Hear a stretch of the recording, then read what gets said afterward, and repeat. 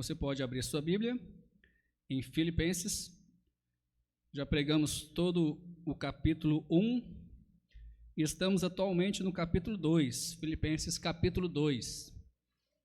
Então temos pegado aí do início da carta e vamos pregando toda a carta até o final dela, né? Uma carta pequena, apenas 4 capítulos. Pensei que era 5, apenas 4 capítulos. Pensei que era 5 ou 6, mas são só 4, né? Então bem pequena, mas que tem mensagens maravilhosas. Inclusive essa dessa noite é um dos textos mais importantes da palavra de Deus que nós chegamos hoje à noite. Lembrando que o versículo tema que nós escolhemos para essa série de pregação é Filipenses 4, versículo 4, que diz: regozijai-vos sempre no Senhor. Outra vez vos digo, regozijai-vos. Amém? É uma carta de alegria, embora o apóstolo Paulo, que é o escritor, escreveu esta carta de uma prisão. Ele estava preso quando escreveu essa carta de alegria aos filipenses. Nós estamos no capítulo 2, versículo 5. Versículo 5 ao versículo 11. E o tema que nós vamos tratar nessa noite é o exemplo supremo de Cristo. O exemplo supremo de Cristo. Vamos ler o nosso texto então, Filipenses 2, versículo 5 a 11, os que podem, se colocam de pé em reverência à palavra de Deus. Filipenses 2, versículo 5 a 11, nos diz o seguinte: de sorte que haja em vós o mesmo sentimento que houve também em Cristo Jesus, que sendo em forma de Deus, não teve por usurpação ser igual a Deus, mas fez a si mesmo de nenhuma reputação, tomando a forma de servo, fazendo-se semelhante aos homens, e achado na forma de homem, humilhou-se a si mesmo, sendo obediente até a morte, e morte de cruz.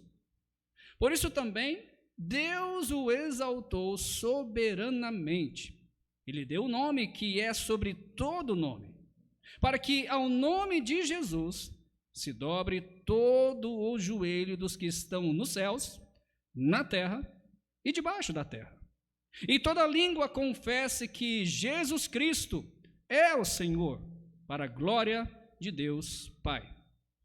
Oremos. Pai, mais uma vez pedimos o teu auxílio. Sei que eu sou fraco, miserável, e unicamente a palavra tem efeito pelo poder do Espírito Santo.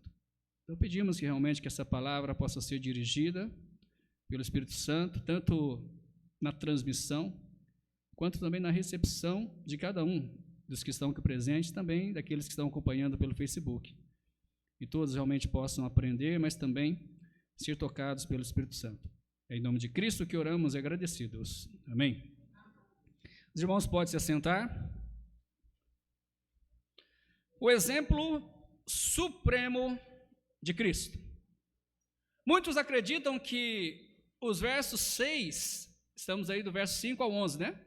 Mas muitos acreditam que os versos 6 ao 11 que lemos aí é um hino pré-paulino, ou seja, talvez um hino mais antigo do que a própria carta aos Filipenses, que nós estamos pregando nessa noite.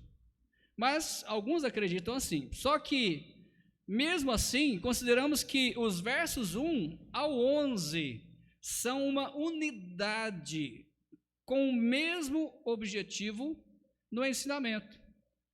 Então, alguns acreditam dessa forma, que é um hino, mas outros acreditam que é uma unidade, todo o contexto. E realmente, se não for, dá muito certo, né? O contexto aqui dá muito certo com os versículos 6 até o versículo 11.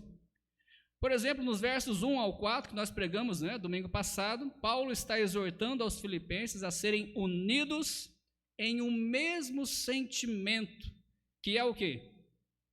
Humildade. E agora, do verso 6, né, vamos falar sobre Jesus, o exemplo dele, o exemplo de humildade. Como vimos na última pregação, a verdadeira humildade é considerar os outros superiores a nós mesmos, ou seja, considerá-los merecedores de tratamento preferencial. Eu devo dar preferência aos outros.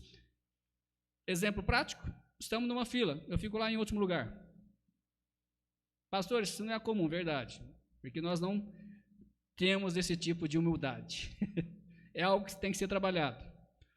Então, humildade é isso, você considerar os outros superiores, merecedores de tratamento preferencial. O versículo 5 é um incentivo a termos o mesmo sentimento que houve em Cristo Jesus. Ou seja, se estamos em Cristo, podemos fazer o que Ele fez. Se estamos em Cristo, se somos salvos, estamos em Cristo, podemos fazer o que Ele fez. Por isso, então, que nos versos 6 a 8, nós veremos este sentimento de Cristo, que é um sentimento de servo, ou seja, de verdadeiro escravo, alguém que serve os outros, que derrama a sua vida para Deus, logicamente, servindo aos outros. E, finalmente, nos versos 9 a 11, nós veremos o resultado de tudo isso. O que Jesus ganhou com isso? O que nós ganhamos por sermos humildes? E, primeiramente, logicamente, a vida de Cristo, né? E depois aplicando as nossas vidas como salvos em Cristo Jesus. Se o nosso exemplo supremo é Cristo, confere ou não? Cristo é o seu exemplo supremo? Se o nosso exemplo, então, supremo é Cristo, se a palavra de Deus nos exorta a termos o mesmo sentimento que houve também em Cristo, então precisamos obedecer. Precisamos obedecer vivendo como Cristo viveu. Alguns dizem, né, como Cristo viveria, mas ele já viveu, né? Nós sabemos como ele viveu, como homem. Então precisamos obedecer a palavra de Deus, vivendo como Cristo viveu. Então, o que a Bíblia fala sobre a vida de Cristo? O que a Bíblia fala sobre a vida de Cristo? Especificamente neste texto que nós lemos. Porque toda a Bíblia, principalmente aí o Novo Testamento, Mateus, Marcos, Lucas, João, basicamente conta a história toda de Jesus. Então, queremos ver aqui, no nosso texto, o que a Bíblia fala sobre a vida de Cristo. Primeiramente, Cristo é o exemplo do cristão. Não é o pastor Marcos. Não é o irmão Josimar. Não é nenhuma pessoa da face da terra, que muitas vezes nós temos e colocamos como exemplo. Cristo é o nosso exemplo cristão. Se você olhar para homens, estes homens vão te desapontar e você vai desanimar. Olha para Cristo, e Ele nunca vai te desapontar. Filipenses 2, versículo 5 diz: de sorte que haja em vós o mesmo sentimento que houve também em Cristo Jesus. O apelo aqui, irmãos, é para que os que estão em Cristo e, portanto, têm o sentimento de Cristo. O apelo aqui é para os que estão em Cristo. E, logicamente, essas pessoas que estão em Cristo, eles têm, o sentimento aqui também pode ser traduzido por mente. Eles têm a mente de Cristo, eles têm o mesmo sentimento de Cristo, mas o problema é que nós não ativamos isso em nossas vidas. E é isso que o apóstolo Paulo está tentando aqui passar para os filipenses. Tendo o salvo em Cristo, o sentimento ou a mente de Cristo, ele precisa ativá-lo em seus relacionamentos com os outros, com as outras pessoas, com os irmãos em Cristo, com a sua família, com os colegas de trabalho. Como, pastor? Em abnegação. O que é isso, pastor? É uma negação própria. Eu me nego para dar preferência ao outro, resistindo à tentação de procurar os seus próprios interesses, procurar a sua própria glória. Eu preciso resistir a essa tentação, porque isso faz parte da nossa carnalidade, nossa natureza pecaminosa carnal, buscar os próprios interesses, buscar a própria glória. Mas ele deve se entregar aos outros, o cristão deve se entregar aos outros em uma vida comum de amor e serviço. Ou seja, amor servindo aos outros. A nossa vida cristã deve ser, eu ia dizer deveria, né? Mas eu acho que vai ficar meio fraco. Deve ser uma vida de serviço, uma vida de servo, uma vida de servir os outros. Por que isso não acontece? Porque nós somos orgulhosos. Buscamos os nossos interesses primeiros. É o que eu quero, a hora que eu quero e quando eu quero, né? Basicamente a mesma coisa, né? A hora e quando, mas deu para entender, né? Eu busco o que eu quero. E o que a minha esposa quer, não, depois a gente vê. O que o meu marido quer, depois a gente vê. O que o irmão em Cristo quer, depois a gente vê. O que a igreja precisa, depois a gente vê. Primeiro, sou eu. Eu. E isso mostra o orgulho. Quando o eu aparece muito, pode saber que tem orgulho aí. O sentimento que governa Cristo também deveria governar o seu povo, irmãos. O que Cristo fez aqui, que está descrito aqui nesse texto, deveria ser o que nós, deveríamos estar fazendo no dia a dia.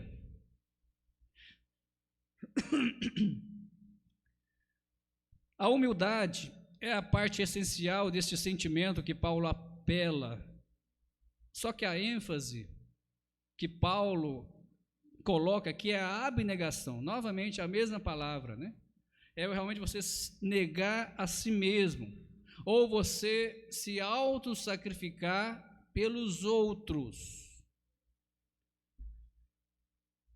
O auto-sacrifício que se coloca contra a busca dos próprios interesses, se negando em favor dos outros. Isso é o que Cristo fez por nós, e Ele é o nosso exemplo cristão, o nosso exemplo supremo. Segundo lugar, Cristo desistiu dos seus privilégios. Ele desistiu dos seus privilégios de ser Deus. Não da sua divindade, mas dos seus privilégios como Deus. Olha o versículo 6 e versículo 7, que diz que, sendo em forma de Deus, não teve por usurpação ser igual a Deus, mas esvaziou-se a si mesmo, tomando a forma de servo, fazendo-se semelhante aos homens. O que você diria que é ou que são privilégios de Deus? Teria alguma ideia? Quais são os privilégios de ser Deus? Tem muitos, né? Já pensou? Se você fosse Deus, quantos privilégios você teria? Nestes versos, não estamos dizendo aqui que Jesus abriu mão da divindade, mas ele desistiu do seu estado privilegiado que tinha no céu, trocando então esse estado por um estado humilde, um estado de privação e principalmente serviço sacrificial na terra. Todo o ministério de Cristo, você vê ele servindo. Você não vê em nenhum momento Cristo buscando os seus próprios interesses, ou deixando de ajudar alguém por causa que estava com fome. Ao contrário, certa vez ele estava conversando com uma mulher, os discípulos chegam e falam: Senhor, come. Ele: não, eu tenho uma comida muito mais importante para comer. Que era o quê? Servir os outros. É interessante lembrarmos da tipologia de Cristo sendo o último Adão. Olha que interessante. O que Adão quis ser?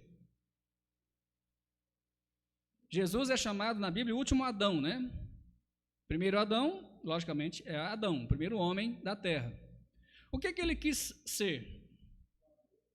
Ele quis ser igual a Deus.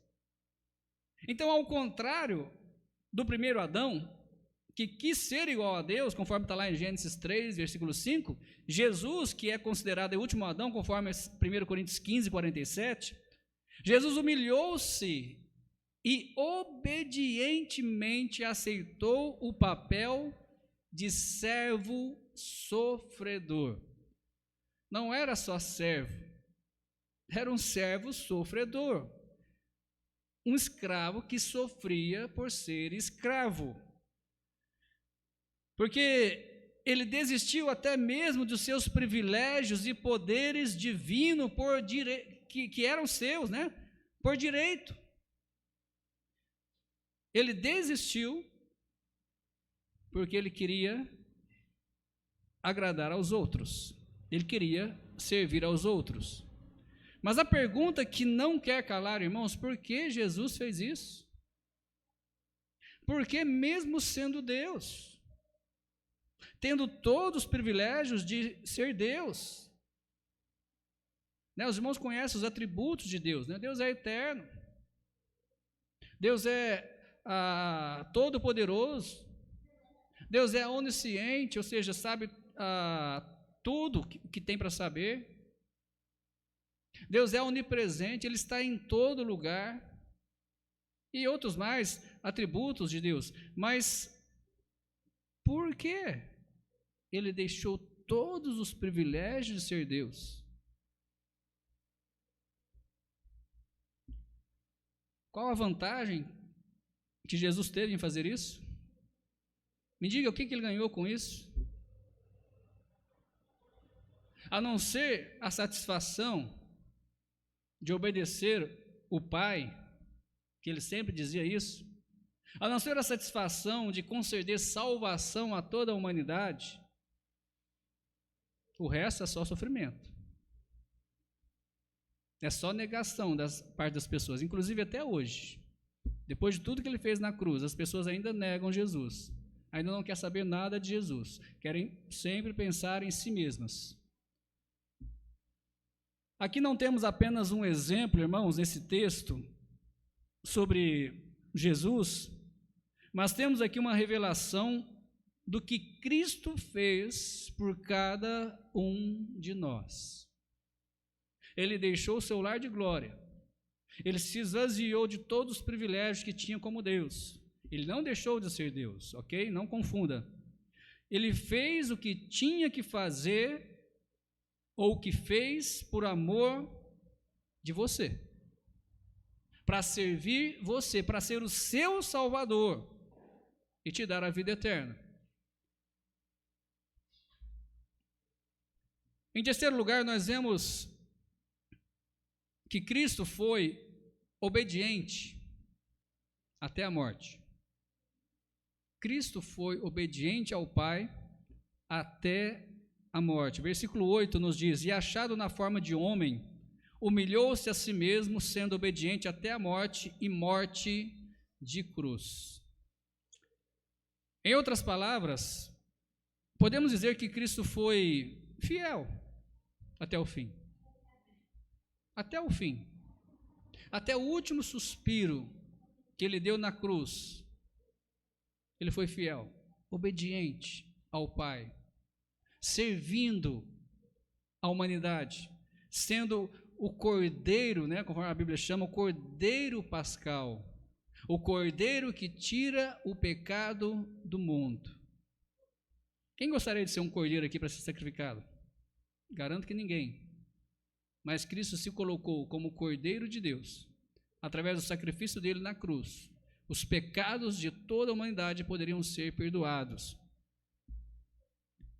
A humilhação voluntária de Cristo não parou na encarnação, não parou quando ele nasceu como uma criança, um bebê, como nós contamos bastante, né? Quando chega em dezembro, falamos bastante do seu nascimento milagroso, maravilhoso, mas a humilhação voluntário de Cristo não parou só no seu nascimento, mas continuou até a morte. E a Bíblia faz questão de dar ênfase: morte de cruz. Ele não só morreu, ele foi crucificado. Ou seja, a crucificação, para quem conhece, é uma morte terrível. A Bíblia está enfatizando a natureza também vergonhosa, porque a crucificação era reservada para os piores bandidos da época. Então não era só uma morte vergonhosa, mas também uma morte que a pessoa sofria demais. Algumas pessoas demoravam, se não me engano, 3 dias ou mais para morrer. Ficavam ali agonizando naquela cruz.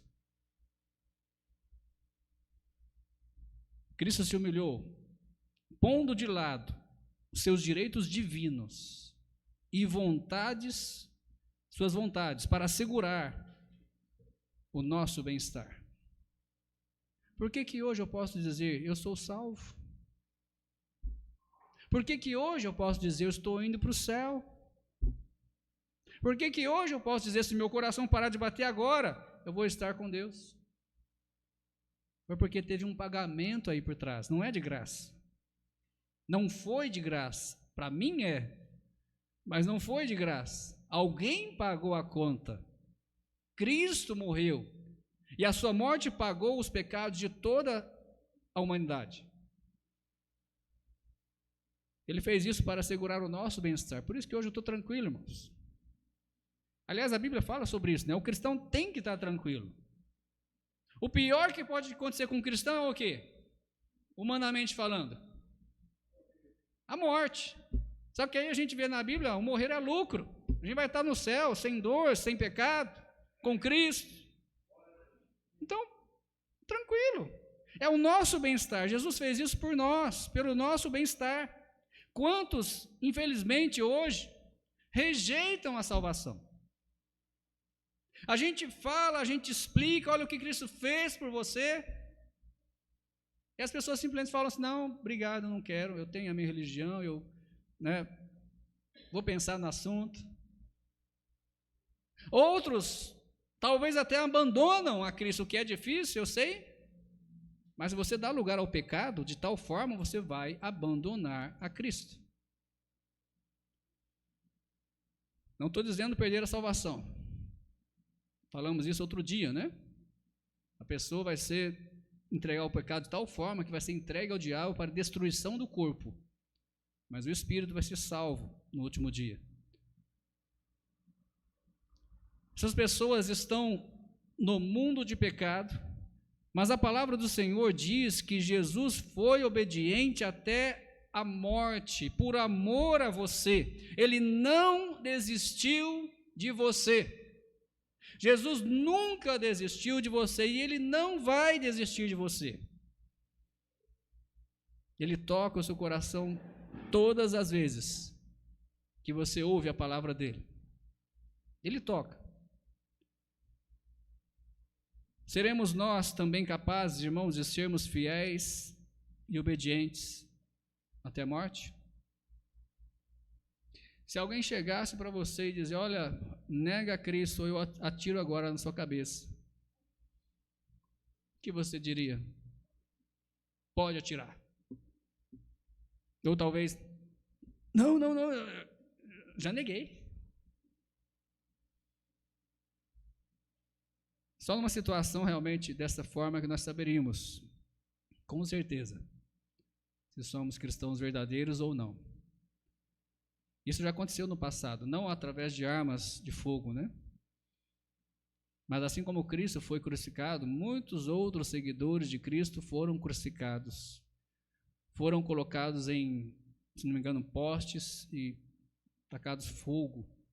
Foram jogados em arena onde os leões vinham e despedaçavam seus corpos. Cristãos. E o que eu não canso de dizer, irmãos, que todas as vezes que aconteceu isso no passado, o cristianismo não morreu. Aquelas gotas de sangue daqueles irmãos eram sementes da qual mais pessoas se convertiam e recebiam Jesus. Tentaram, apagar o nome de Cristo. Tentaram apagar o cristianismo ou os seguidores de Cristo.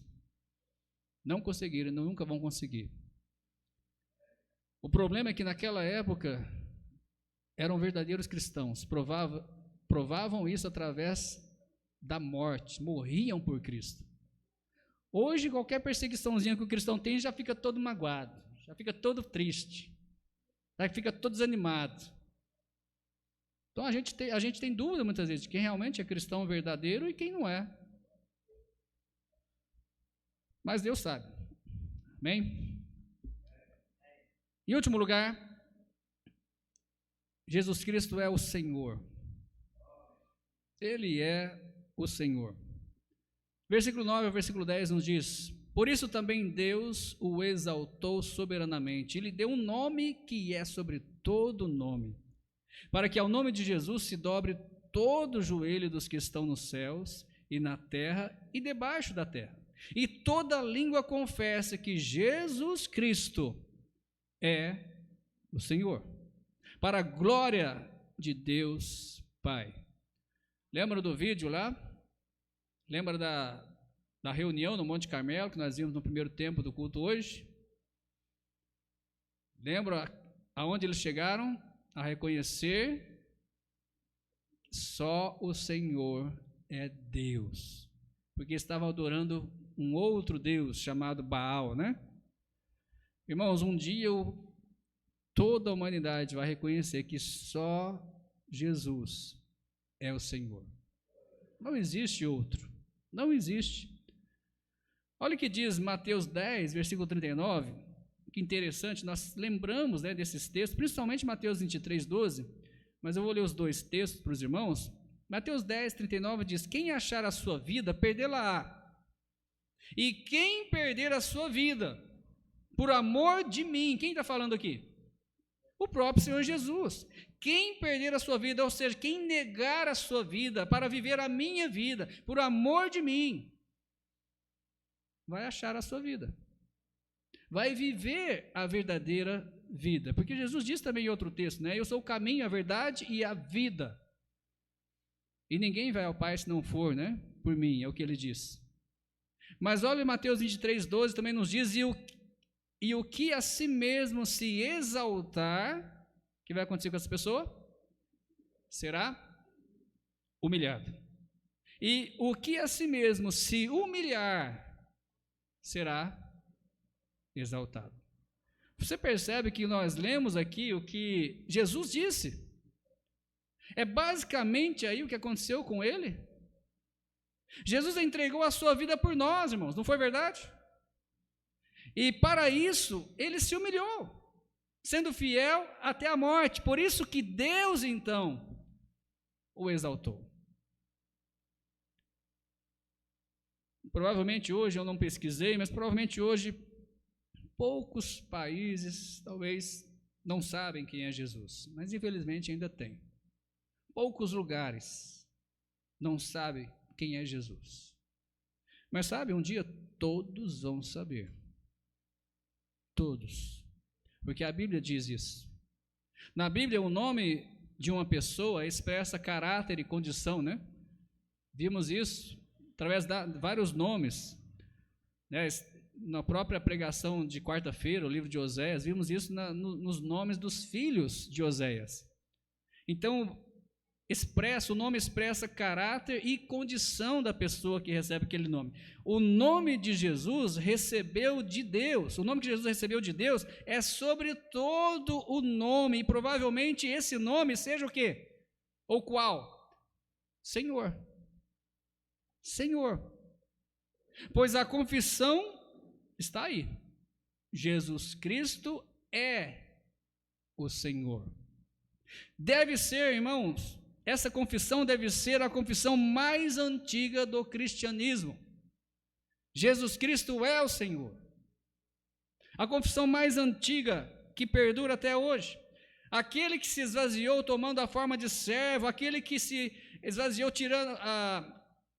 deixando aí toda os seus direitos, seus privilégios, como Deus, agora se tornou o Salvador e Senhor.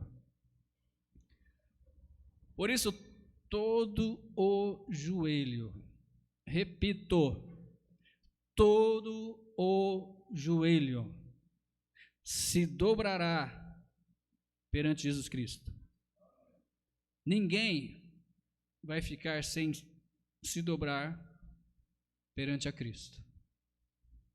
E não só isso, mas toda língua ou idioma que possa existir nessa terra confessará que Jesus Cristo é o Senhor.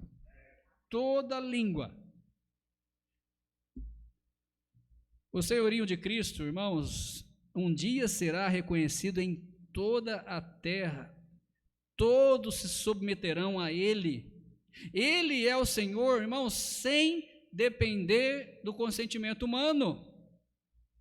Hoje nós fizemos aí a votação, escolhemos os nossos líderes, aqueles que vão nos liderar, na verdade, durante aí 4 anos.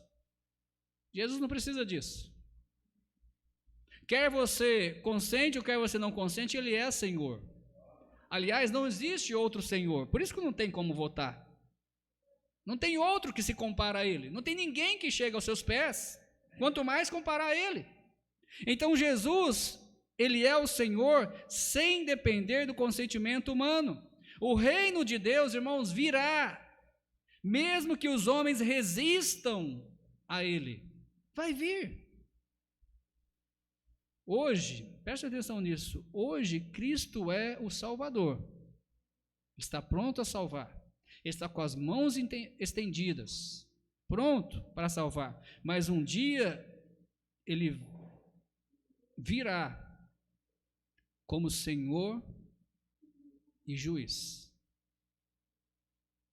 Não vai vir mais como o Cordeiro de Deus, não vai vir mais pronto para salvar, mas vai vir como Senhor, e infelizmente pronto a condenar. Mas por quê, pastor? Porque os que vão ser condenados é que não quiseram a salvação que Ele ofereceu.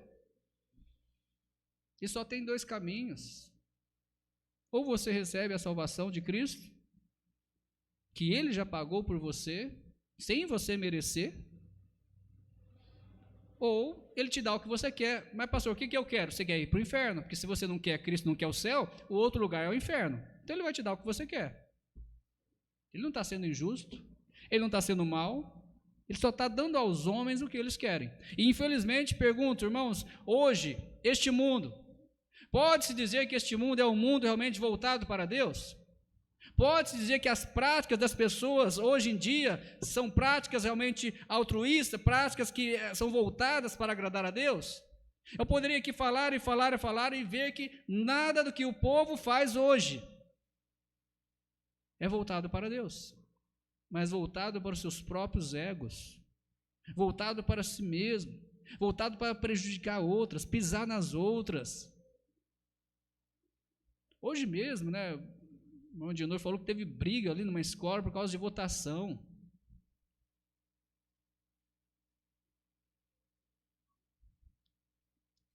Jesus, Ele é o Senhor, e um dia Ele vai vir como Senhor.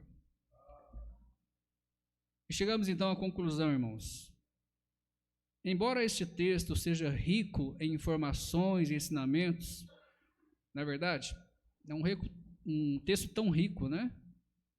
O versículo 5 a 11 de Filipenses 2. Então, embora seja tão rico, o alvo aqui do escritor não podemos perder. O alvo aqui foi mostrar que o nosso exemplo supremo é Cristo. E se dizemos, né, ter Cristo, se realmente temos Cristo no coração, podemos agir da mesma forma que Ele agiu. Da mesma forma, eu não estou dizendo aqui, nós não somos Deus, eu sei, mas as mesmas atitudes, dar preferência aos outros, servir aos outros, negar a si mesmo em favor dos outros, nós podemos fazer também. Podemos desistir dos nossos privilégios e direitos. Pastor, mas é meu direito. Podemos desistir desses direitos e dar preferência ao bem-estar dos outros. Podemos ser obedientes até a morte, irmãos, porque temos prova aí de um rasto de sangue de tantos cristãos que morreram crendo na salvação em Cristo. E ai se alguém tirasse o privilégio deles de morrer por Cristo. Eles não aceitavam. Eles queriam, fazia questão, porque eles tinham isso como privilégio, morrer por Cristo. Que privilégio! Podemos ser obedientes até a morte. Não estou dizendo que você vai morrer por Cristo, não estou dizendo que você vai ser crucificado, nada disso. Mas será que você vai ser fiel até a morte? Será que quando Cristo voltar, porque pode ser que ele volte antes de você morrer, né? Será que ele vai te encontrar fiel, servindo? Jesus Cristo é o Senhor, mas se você ainda não se arrependeu de seus pecados, se ainda não recebeu Jesus em seu coração como único e suficiente Salvador, então Jesus ainda não é o seu Senhor. Você é o seu próprio Senhor. Mas um dia ele voltará, como eu já disse, e todo joelho se dobrará a ele, e toda língua confessará ele como Senhor. Só que há uma diferença. Uns confessarão Jesus como Senhor, talvez em agradecimento pelo que ele fez por eles, pela salvação. Outros, infelizmente, sim, confessarão Jesus como Senhor, mas serão condenados, porque não confessaram em vida, mas vão confessar no julgamento. Onde você está atualmente? A quem você serve? Com quem você quer parecer? Quem é o seu exemplo? Se você morresse hoje, para onde você vai? Tem certeza absoluta de estar com Deus? Ou tem dúvida? Ou talvez tenha certeza, pastor, ainda não entreguei minha vida a Cristo, eu sou perdido, eu preciso entregar minha vida a Cristo. É simples. É tão simples ser salvo. É só você orar. É só você se arrepender dos seus pecados e colocar sua fé em Cristo e dizer: Senhor, eu sou pecador, mas o Senhor morreu por mim na cruz. E obrigado, eu recebo o Senhor no meu coração como meu Salvador. Seja o meu Senhor e Salvador. E ele diz: aquele que vem a mim, de maneira nenhuma o lançarei fora. No mesmo momento, ele vai te salvar. Mas se não, enquanto a vida ainda tem tempo. Mas se a morte chegar, o tempo acabou. Então não deixe para depois. Vamos colocar de pé e vamos orar.